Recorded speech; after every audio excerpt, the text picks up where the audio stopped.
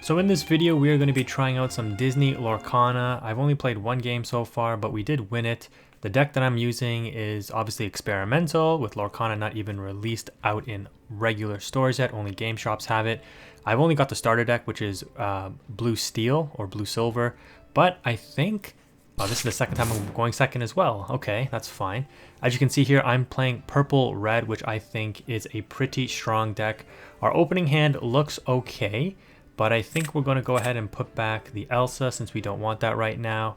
Thinking about maybe putting back one Dr. Facilier. We've got a couple 1-drops, 2-drops. This Maui is really good. Let's try this. Oh, that is not great. But okay, let's see what the opponent is going to be on here. They're on green, so most likely Cusco Hatter. This is a very powerful deck. Yep, they're going to drop the 1-drop on me. This is a 2-1 and pass turn. I draw another 1-drop in Sergeant Tibbs, which is interesting. Since we don't need 2 of these, we're going to ink one of the items here and go ahead and drop down Tibbs. The opponent does have the advantage because they're going to be able to build their board quicker. We have 1 extra card. The thing with this deck that I found, at least playing one game with it, is you really start to excel in the grind game. They're going to, wow, ink another, I forget what that card was called, Megara? I don't know, the Hercules lady. But yeah, so they opened 2 of those, it looks like. I wonder if they have a 2-drop or if they're going to play another 1-drop. See, I found that when you play this game, you want to establish your board but still maintain your card advantage, because late game it becomes like top deck mode.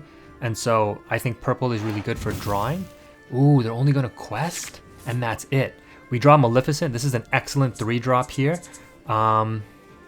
simply because it draws me a card. Like I was just saying, that card advantage is really important.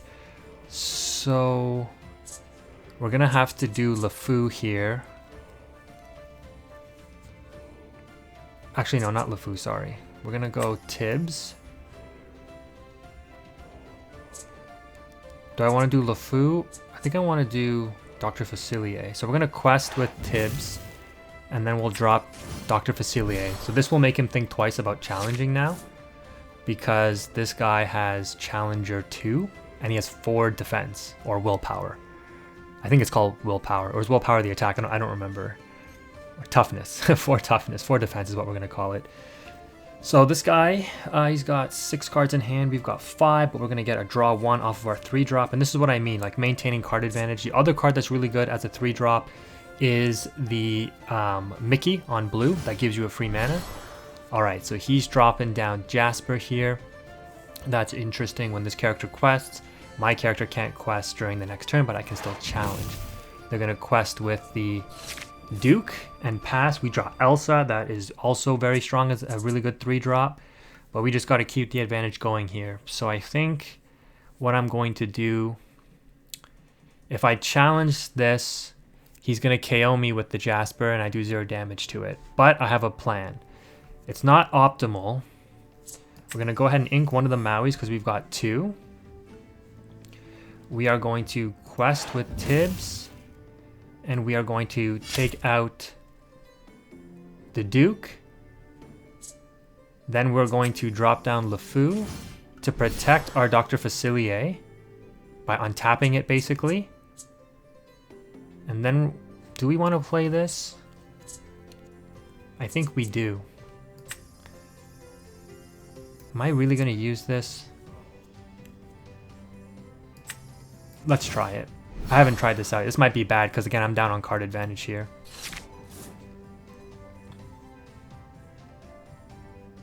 So if they challenge my Tibbs, they'll KO it, or banish it, I should say. They don't really like fighting. But the Jasper can make one of my cards not attack. But then I'll just banish his Jasper next turn. But they are going to be on 4 mana, and whatever they drop here could be pretty significant. My goal with this deck is to get out my Dr. Facilier, the 7-drop, and then I can start reoccurring the cards that get banished. So Dr. Facilier plus this Maui is like really, really strong. This costs 3 mana to ready a character, which is tough, but we'll claw back some card advantage with the Maleficent, and it's a 2-2. So it really depends on where the opponent goes from here and what 4-drop they end up playing. Oh, they do have a 4-drop. The Pongo. Okay, so we do play removal in our deck. This does have evasive for 2 lore. So this will become a problem for us. We do have to draw the Dragonfire. I don't think I play any evasive characters in this deck. He's thinking if he wants to quest. Yeah, he can't. If he quests, he can make it so my character can't quest. He's got 8 seconds. I actually lost one of my turns to time, not realizing. He doesn't quest. I draw another Maui, which is really interesting. I'm not sure why it's pink. But I think I'm going to play the Maleficent regardless. And draw a card. Okay, we draw into another Dr. Facilier. Do I want to ink this one? I think so, because I think I want to keep these Mauis for now. And we're just going to... Yeah, we'll quest with both. We're going to lose one of them to Pongo, probably. But that's okay. Okay, so the opponent's only +1 on us right now. They did go first.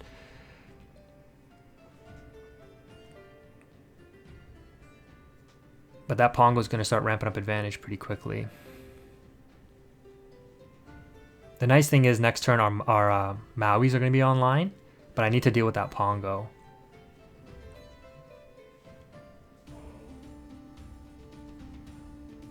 Inking an Aladdin, interesting. Yeah, they're getting up there.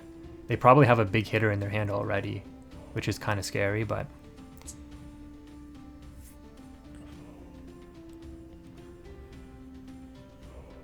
Now would be a good time for him to quest with Jasper, though, because he can quest with the Pongo as well, knowing that his Pongo is protective because of evasive. If we top deck a Dragonfire off the top, I do play 3 in the deck, we can deal with the Pongo.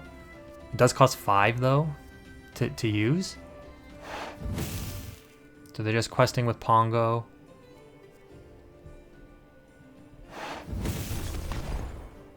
Oh, and they have their own Dragonfire, using it against my Dr. Facilier. Interesting. And that's what they spend 5 on. They're also opting with Jasper, so they're going to choose which character of mine can't quest. Oh, it didn't tell me. Okay, there it is. Yeah, okay, so the Maleficent. Okay, so we draw Rafiki, which is good. Actually, I don't even know if it's good right now. It's actually not good because this is 4.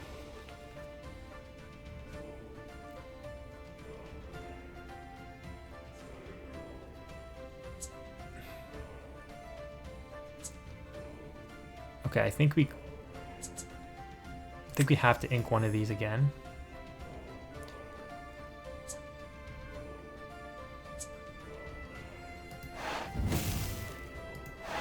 Quest with both of these. Drop down another one. And take 2 damage, but take him out in the process. We'll live if the Pongo tries to challenge, so we should be fine. It's 2 cards to 2. Even mana, we've got more board presence. But he has a 6-drop potentially coming down on the board, so this is going to be a little tough.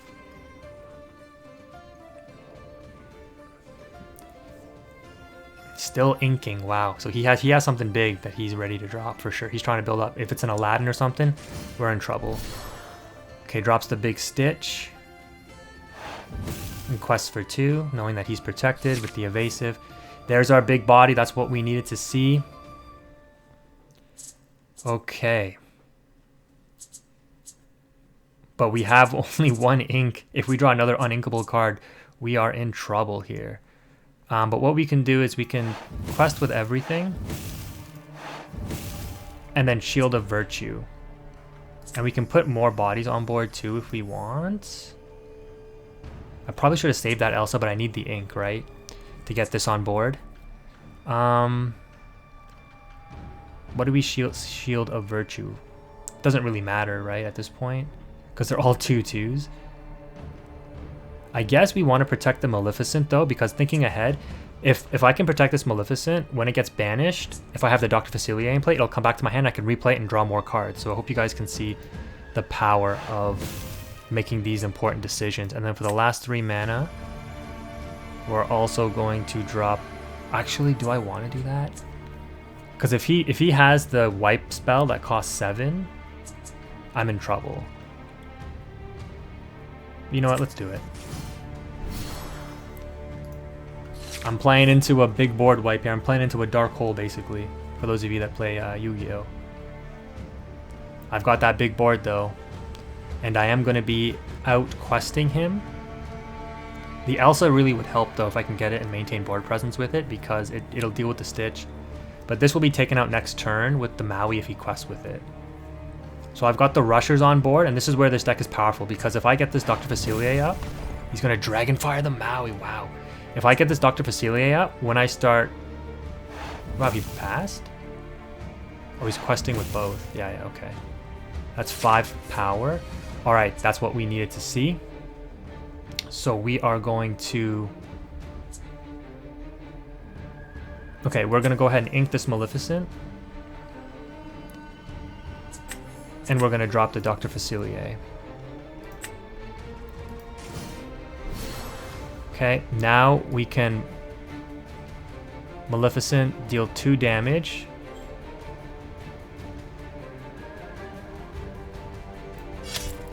And we want this to come back to our hand. We want the LeFou to come back to our hand.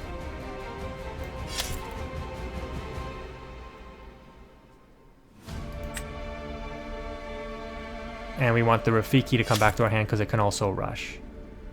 We needed to take out 3 cards to do that. Then we can quest with this. And look at the card advantage. This is what this deck does. I mean, we're tapped out here, so we just gotta hope he doesn't draw into something nutty. He's drawn 2 Dragonfires, though. I can't see his graveyard, I don't think. Oh, I can. Okay, that's what the skull is. Oh, he's got the Mulan. That is tough. He's going to try to outquest me now. That's all he can do at this point. Because I have so much resource. Mother knows best on my Dr. Facilier. Wow. That is tough. So he's got no cards in hand. Okay.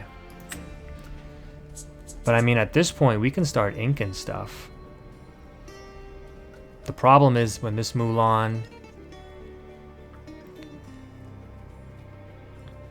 Okay, so what I can do here... I can quest... Okay, no. I don't need the Dr. Facilier right now, so I can get some draw power in.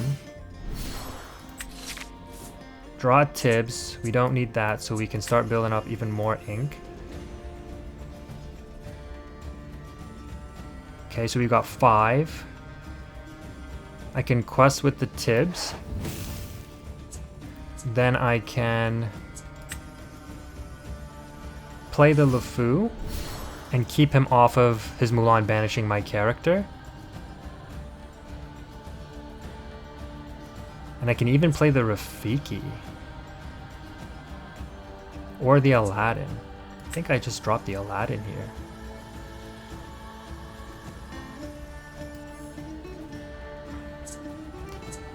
Yeah, I'm just building a huge board. Lose a lore from Aladdin being summoned, and now I just pass. And he knows I have Dr. Facilier and Rafiki. So he's not going to quest with Mulan. Because he wants... He has to make sure he doesn't lose it. But you could quest with Mulan, because... Oh, no. Yeah, because it doesn't matter if it banishes during my turn, because he can't quest during my turn, obviously. So you can see the advantage difference. If you guys have watched my other channels, you know. And look at the lore count. We're even on lore, pretty much. I've got 4 lore on board. He's got 3 for questing. I have 8. I have more mana, more card advantage, and more lore on board. This deck is crazy, eh? I thought this guy was going to be on like Cusco control or something. Okay, that doesn't matter. So he's inking it. Yep. Yeah, we should have this wrapped up. He's going to quest with the Pongo only and pass. If we draw Dragonfire here, we're insane. Okay, no, we don't. So we could ink the Yzma. But we definitely want to play the Dr. Facilier here.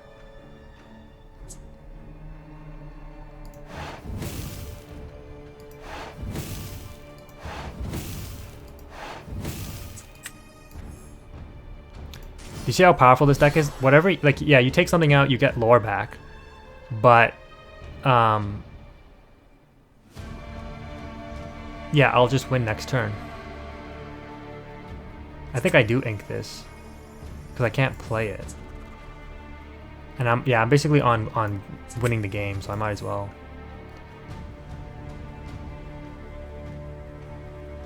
Man, if only both of these didn't cost 3, but that's okay. Does he draw the field wipe? Does he draw the dark hole? That's the only thing that can save him right now. Whatever he takes out comes back to my hand. He takes out the Aladdin, so I can't shift with it. It comes back to my hand. I replay it. He loses a lore. Yeah, that doesn't do anything. So he can quest for 3, because when Mulan banishes one of my characters, this will get +1 lore. He'll go up to 16, and then I win next turn, because Dr. Facilier quests for 3 as well. Oh, the card's glitching out.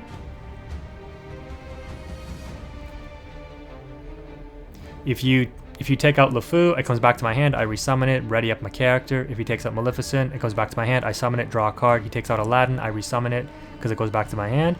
And I make him lose 1 lore. He takes out Tibbs, it's a 1-drop, comes back to my hand, I probably just ink it, or just resummon it, why not? Pongo for 2, and what does Mulan do? Mulan for 1. And we draw the Dragon Fire, finally. So what you're going to see happen here, oh, this is going to be crazy. We are going to Dragon Fire the Pongo. Then we are going to drop the Rafiki. Rafiki rush into Mulan, comes back to my hand. And what do we want? What do we want to draw cards? Do we want Aladdin to make him lose lore? Yeah, he's getting a little. Let's go with Aladdin here.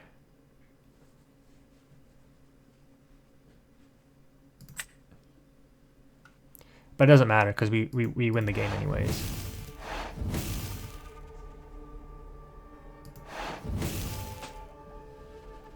And there you have it. Purple-red control.